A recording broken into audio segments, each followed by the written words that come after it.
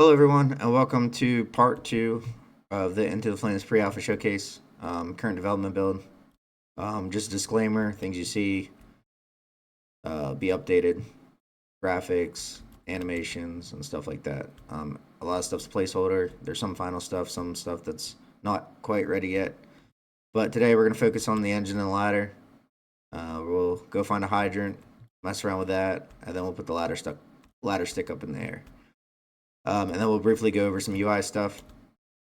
Um, so with the trucks now, all the compartments are completely openable. Move tools around how you want.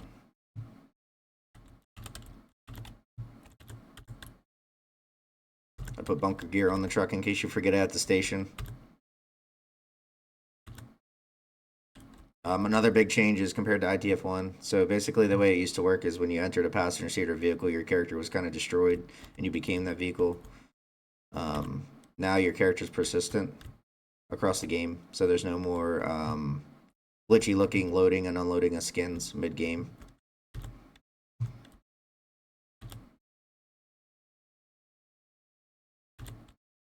So we'll go ahead and pull this out.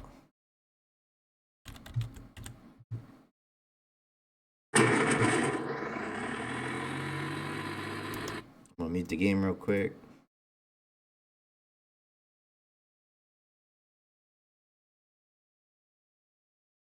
Alright. Let our parking brake. We'll go around the corner. I think I see a hydrant right over here. One of the buildings I'm setting up.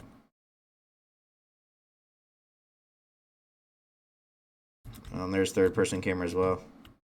There's this new radio menu. It'll help with controller support, make things a little bit easier so you don't have to look around the cab and click buttons. There's also UI that you can't see in here. Basically above where it says hands right now, there's like an indicator of what each button does. So I'll put the truck and pump gear. Exit truck. So compared to the clunky menus and stuff in the first game, everything's kind of just look and click now.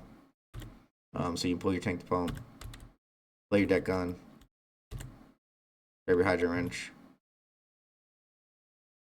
Gotta flush the hydrant. Later on, not flushing the hydrant will damage the truck.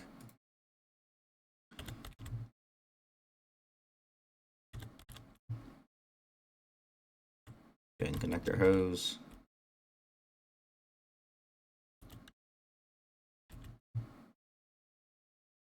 We'll open our intake.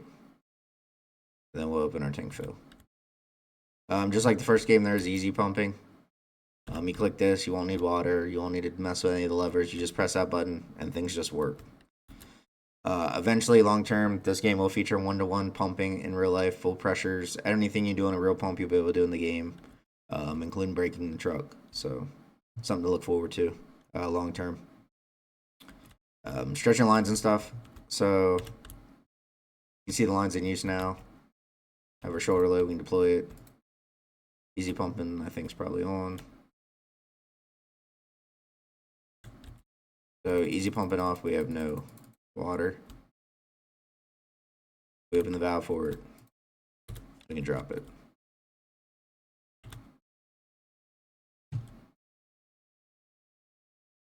Fire gear. Oop. Mask up.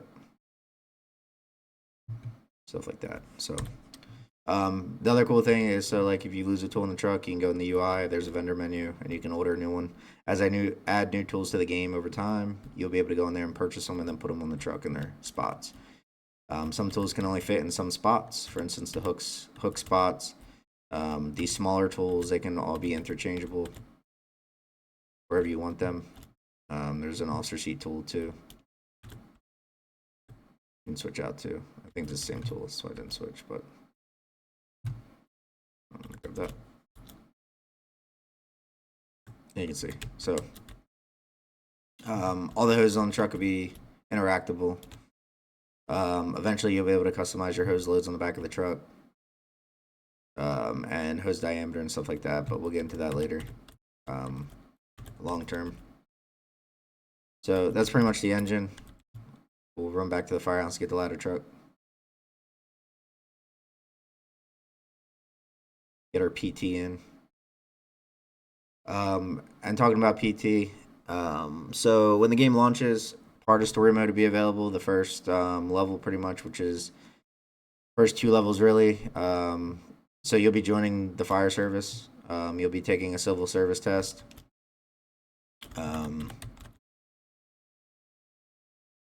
You have to take your CPAT. Then you'll do a fire academy, which will teach you how to play the game. We'll go to this building over here. This truck doesn't have brakes yet, so you gotta kind of let it slow down. This truck isn't fully set up yet, but there'll be buttons inside to engage the aerial mode. There'll be aerial, PTO, generator, high idle, stuff like that. So this is the Outrigger UI. Basically, the green dots up top of the Outriggers are currently selected. So we look at the camera, they uniformly come out, uniformly go down. However, as you can see, they're yellow, so that means they're not fully extended. If all 4 are yellow, you won't be able to use a ladder truck and put the stick up eventually, long term. You'll be able to short jack though, so we can put these here. We'll flip to our Outriggers, so only these 2. We'll let those plant on the ground. Now we'll switch to the other side. We'll put these all the way out.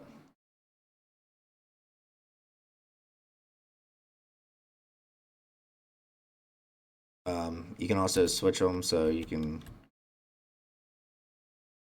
bring the front of the truck up, down, stuff like that. So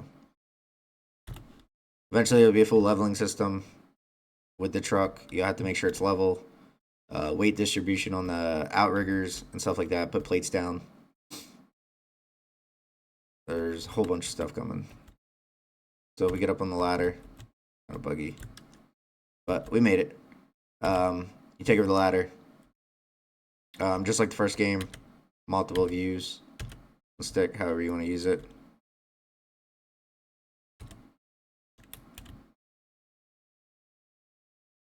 There's going to be tennis balls and rope at the end eventually.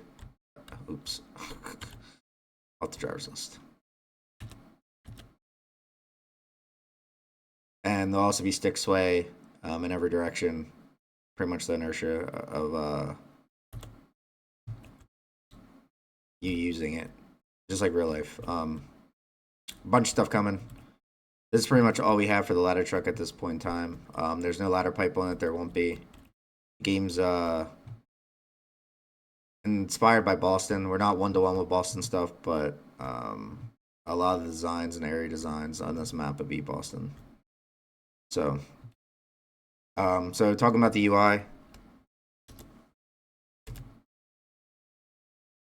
Our menu. So we have a certifications tab. Basically, as you do XP, which I'll show you that briefly in a couple minutes, you can test. There's like a 10-question test for everything. It has anything and everything in some of these tests. So like you'll have history of the fire department, some SOG stuff, which I'll get into that later. There'll be a SOG for the fire department as a foundation. However, multiplayer, you guys obviously aren't forced to use it, but it's a good guide for people who aren't in the fire service on what they should be able to do. So debug, I cheat, I'm certified. So now I can go. I got my certificates I need for my probationary promotion. All these are placeholder. These icons are getting replaced. So once again, you take another test with other stuff in it. We can cheat. Look, yay. Now something cool that's coming is when you get your new promotion, that's the shield that's going to be on your lid. Then eventually your lid will turn white and stuff like that. However, I'm going to add like kind of a side thing to where like if you're online, you can change your rank for role players and stuff like that on servers. The other thing is so support and these utilities, you'll be able to, you won't see this in the game, but you'll see reset character stats. There'll be like a warning, but pretty much it resets you back to 0. So for XP, how do you get it? So let's grab a Halligan. This compartment.